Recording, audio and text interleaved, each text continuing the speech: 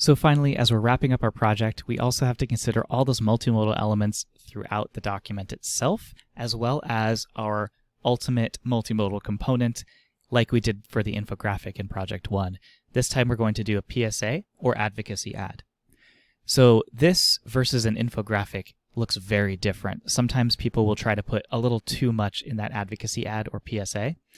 However, sometimes we can be very flexible. Infographics are very particular, and we had to take a very specific approach with Project 1 because we're basically presenting that infographic to the exact same audience, and we're basically giving them that same information in a very different method.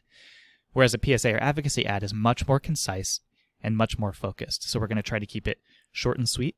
So I like to say keep it simple, right? Or maybe the full one. So just keep it simple. Don't overthink it. Just think what's going to have the biggest impact quickly on the viewer.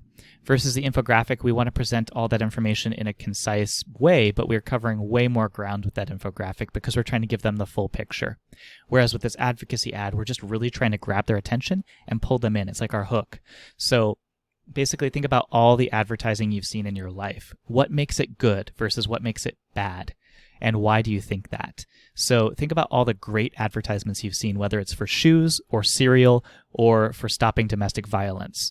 What makes those effective in your opinion? And how can you use those same ideas for applying to your own approach? So it's odd to think about advertising because this is a nonprofit organization. This is maybe a philanthropical endeavor. And so it feels a little odd to advertise it, but that's just the way our brains work. It's the way our societies work.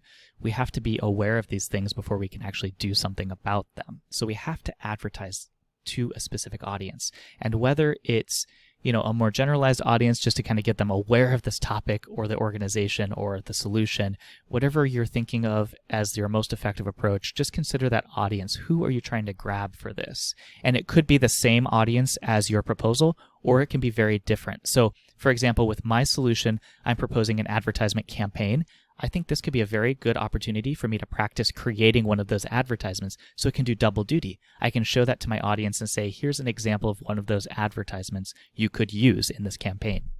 Otherwise, it might just be if I were writing to the general local community and saying you need to do some outreach and explain what this organization does, I could instead try to grab their attention, and they could share that on social media themselves if they wanted to grab other people's attention and say, listen, did you know, or, we could say tiny name, big impact or something like that, right? So Arizona Small Dog Rescue also helps cats and big dogs or something very simple. So hopefully this helps give you some ideas. This is very open-ended and you can get really creative with it.